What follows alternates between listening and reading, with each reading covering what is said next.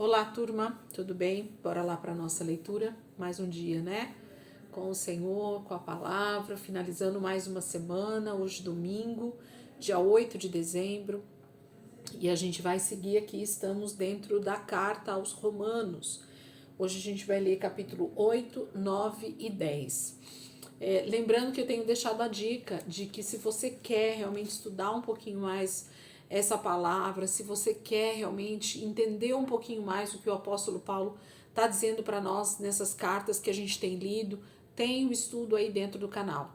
Então eu fiz um estudo mais aprofundado das cartas do apóstolo Paulo e Romanos está lá. Então se você tiver interesse, vale a pena, né? Dar uma fuçada aí no canal, você vai achar os vídeos e vai poder estar estudando um pouquinho mais esses textos. Vamos lá, Romanos capítulo 8 diz assim: portanto, agora já não há condenação para os que estão em Cristo Jesus.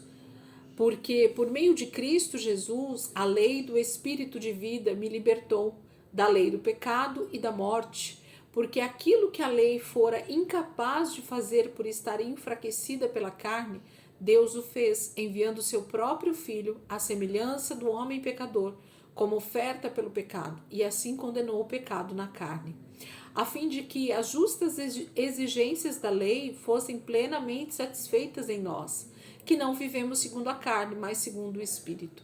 Quem vive segundo a carne tem a mente voltada para o que a carne deseja, mas quem vive de acordo com o Espírito tem a mente voltada para o que o Espírito deseja. A mentalidade da carne é morte, mas a mentalidade do Espírito é vida e paz.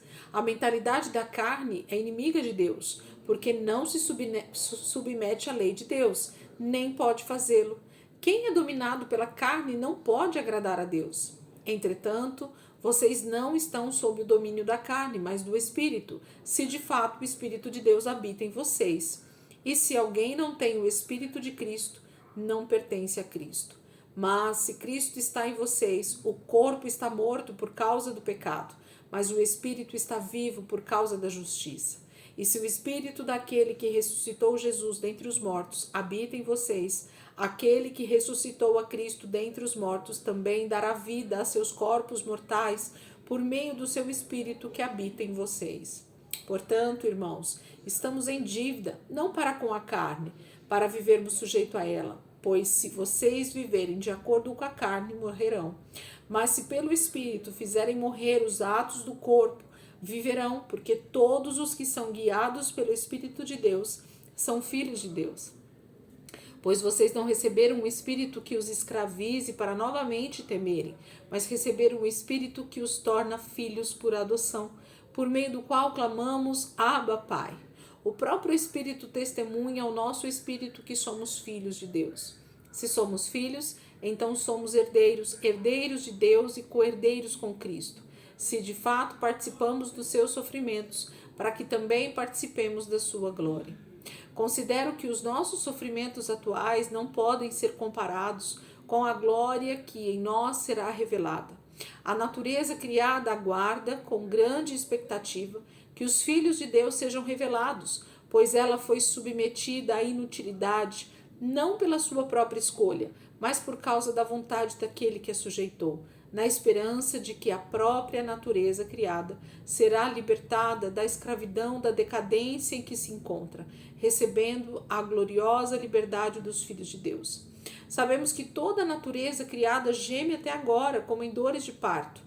E não só isso, mas nós mesmos que temos os primeiros frutos do Espírito, gememos interiormente, esperando ansiosamente nossa adoção como filhos, a redenção do nosso corpo. Pois nessa esperança fomos salvos, mas esperança que se vê não é esperança. Quem espera por aquilo que está vendo? Mas se esperamos o que ainda não vemos, aguardamo-lo pacientemente. Da mesma forma, o Espírito nos ajuda em nossa fraqueza, pois não sabemos como orar, mas o próprio Espírito intercede por nós com gemidos inexprimíveis. E aquele que sonda os corações conhece a intenção do Espírito, porque o Espírito intercede pelos santos de acordo com a vontade de Deus. Sabemos que Deus age em todas as coisas para o bem daqueles que o amam, dos que foram chamados de acordo com o seu propósito, pois aqueles que de antemão conheceu, também os predestinou para serem conformes à imagem de seu Filho, a fim de que ele seja o primogênito entre muitos irmãos. E aos que predestinou, também chamou, aos que chamou, também justificou, aos que justificou, também glorificou. Que diremos, pois, diante dessas coisas? Se Deus é por nós, quem será contra nós? Aquele que não poupou o seu próprio Filho, mas o entregou por todos nós, como não nos dará com ele e de graça todas as coisas? Quem fará alguma acusação contra os escolhidos de Deus? É Deus quem os justifica. Quem os condenará? Foi Cristo Jesus que morreu, e mais, que ressuscitou e está à direita de Deus, e também intercede por nós. Quem nos separará do amor de Cristo? Será tribulação, ou angústia, ou perseguição, ou fome, ou nudez, ou perigo, ou espada? Como está escrito: por amor de ti enfrentamos a morte todos os dias. Somos considerados como ovelhas destinadas ao matadouro. Mas em todas estas coisas somos mais que vencedores, por meio daquele que nos amou. Pois estou convencido de que nem a morte, nem a vida, nem anjos, nem demônios, nem o presente, nem o futuro, nem quaisquer poderes, nem altura, nem profundidade, nem qualquer outra coisa na criação será capaz de nos separar do amor de Deus que está em Cristo Jesus, nosso Senhor. Capítulo 8, Paulo, ele fala de pelo menos 5 ou 6 assuntos diferentes. Então a gente tem no mesmo capítulo muitos assuntos a serem abordados. Por isso que eu falei para vocês que o ideal é a gente fazer estudo, né, da palavra, porque a gente consegue então esclarecer um pouco mais. Paulo está falando sobre uma vida no Espírito. Paulo está falando sobre a glória futura, de que nosso corpo ainda é mortal, mas nós aguardamos justamente a redenção, né, que é a volta de Jesus e os nossos corpos transformados. Ele diz que por causa disso nós somos mais que vencedores. Então, Paulo vai falando de vários assuntos dentro desse capítulo 8, aliás, dentro da sua carta aos Romanos, né? A carta aos Romanos, ela é extensa, assim como a de 1 Coríntios, assim como tem uma outra carta de Paulo também que é bem grande, mas Romanos e 1 Coríntios são 2 cartas bem extensas, então que a gente possa parar um pouquinho, realmente estudar um pouquinho mais para poder aprofundar o conhecimento do que Paulo está falando para nós. Capítulo 9. Digo a verdade em Cristo, não minto. Minha consciência o confirma. No Espírito Santo tenho grande tristeza e constante angústia em meu coração, pois eu até desejaria ser amaldiçoado e separado de Cristo por amor de meus irmãos, os de minha raça, o povo de Israel. Deles é a adoção de filhos, deles são a glória divina, as alianças, a concessão da lei, a adoração no templo e as promessas. Deles são os patriarcas e a partir deles se traça a linhagem humana de Cristo, que é Deus acima de todos. Bendito para sempre. Amém. Não pensemos que a palavra de Deus falhou, pois nem todos os descendentes de Israel são Israel. Nem por serem descendentes de Abraão passaram todos a ser filhos de Abraão. Ao contrário, por meio de Isaque, a sua descendência será considerada. Noutras palavras, não são os filhos naturais que são filhos de Deus, mas os filhos da promessa é que são considerados descendência de Abraão. Pois foi assim que a promessa foi feita. No tempo devido virei novamente, e Sara terá um filho. E esse não foi o único caso, também os filhos de Rebeca tiveram o mesmo pai, nosso pai Isaque. Todavia, antes que os gêmeos nascessem, os fizessem qualquer coisa boa ou má, a fim de que o propósito de Deus conforme a eleição permanecesse, não por obras, mas por aquele que chama, foi dito a ela: o mais velho servirá ao mais novo. Como está escrito: amei Jacó, mas rejeitei Esaú. E então, que diremos? Acaso Deus é injusto? De maneira nenhuma. Pois ele diz a Moisés: terei misericórdia de quem eu quiser ter misericórdia, e terei compaixão de quem eu quiser ter compaixão. Portanto, isso não depende de desejo ou de esforço humano, mas da misericórdia de Deus. Pois a Escritura diz ao faraó: eu o levantei exatamente com este propósito, mostrar em você o meu poder e para que o meu nome seja proclamado em toda a terra. Portanto, Deus tem misericórdia de quem Ele quer e endurece a quem Ele quer. Mas algum de vocês me dirá: então por que Deus ainda não, por que Deus ainda nos culpa? Pois quem resiste à sua vontade? Mas quem é você, ó homem, para questionar a Deus? Acaso aquilo que é formado pode dizer ao que formou: por que me fizeste assim? O oleiro não tem direito de fazer o mesmo barro, um vaso para fins nobres e outro para uso desonroso? E se Deus, querendo mostrar a sua ira e tornar conhecido o seu poder, suportou com grande paciência os vasos de sua ira, preparados para a destruição? Que dizer, se ele fez isso para tornar conhecidas as riquezas de sua glória, os vasos de sua misericórdia, que preparou de antemão para a glória, ou seja, a nós, a quem também chamou, não apenas dentre os judeus, mas também dentre os gentios? Como ele diz em Oséias: chamarei meu povo a quem não é meu povo, e chamarei minha amada a quem não é minha amada. E acontecerá que no mesmo lugar em que se lhe declarou: vocês não são meu povo, eles serão chamados filhos do Deus vivo.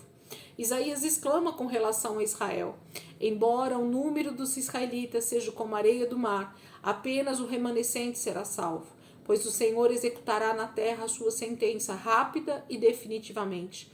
Como anteriormente disse Isaías: se o Senhor dos exércitos não nos tivesse deixado descendentes, já estaríamos como Sodoma e semelhantes a Gomorra.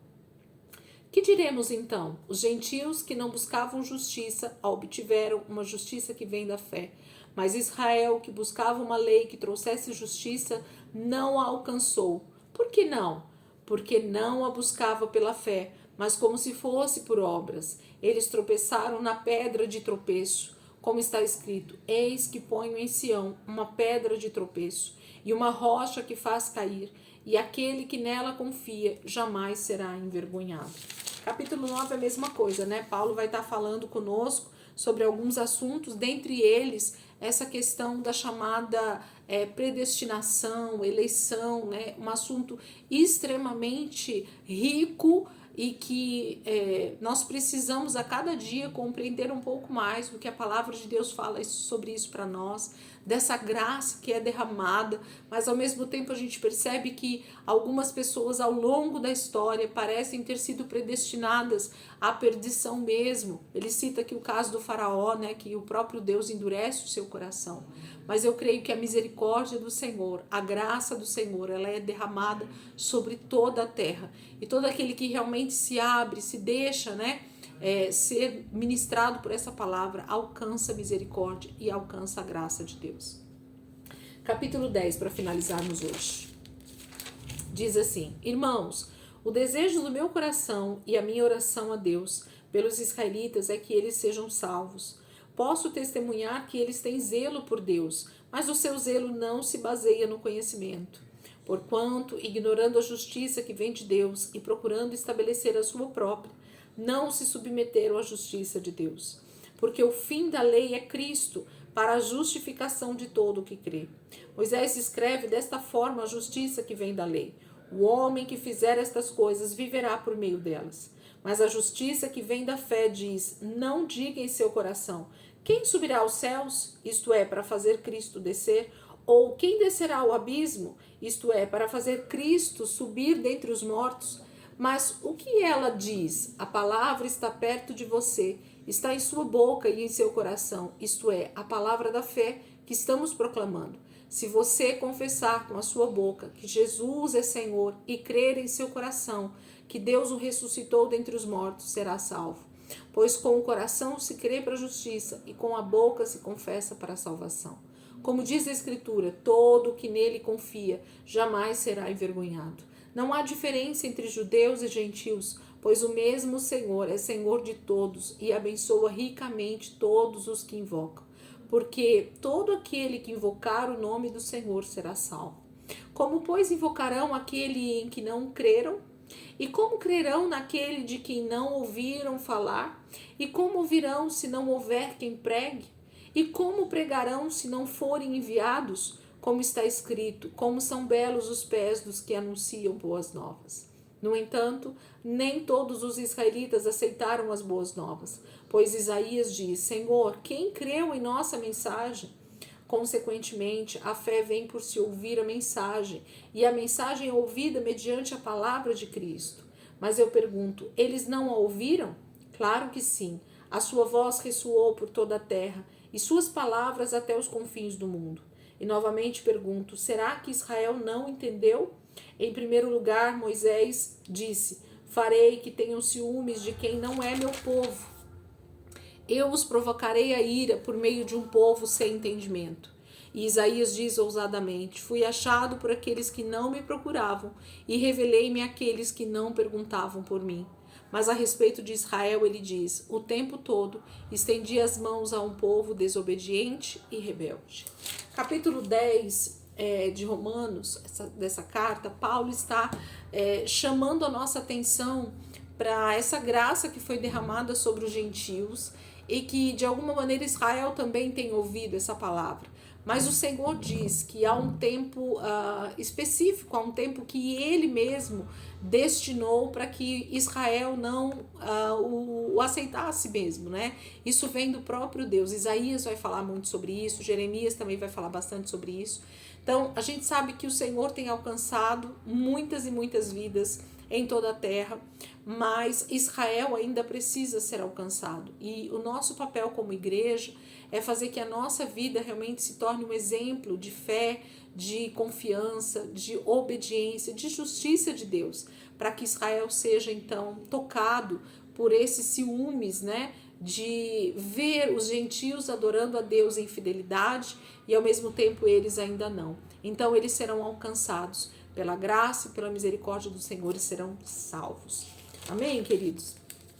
Que esse domingo seja um domingo de muita presença de Deus. Geralmente a gente vai para o culto, a gente tem um momento de comunhão, a gente está em família, né? Tudo isso e ainda mais com a palavra. Então que esse domingo seja realmente um canal, né, de Deus para a sua vida, através da igreja, através dos irmãos, através da sua família. Deixa o Espírito Santo continuar ministrando ao teu coração. E se você tiver tempo aí, medite nessa palavra, medite nesse texto, medite naquilo que o Espírito Santo tem falado ao teu coração, tá bom? Deus abençoe. E amanhã começamos então semana 51. Só temos mais 3 semanas, né? Estamos aí na reta final da nossa leitura de 2024. Eu estou muito feliz pelo que o Senhor está fazendo até aqui, tá bom? Deus abençoe e amanhã, se Deus quiser, a gente está aqui de volta.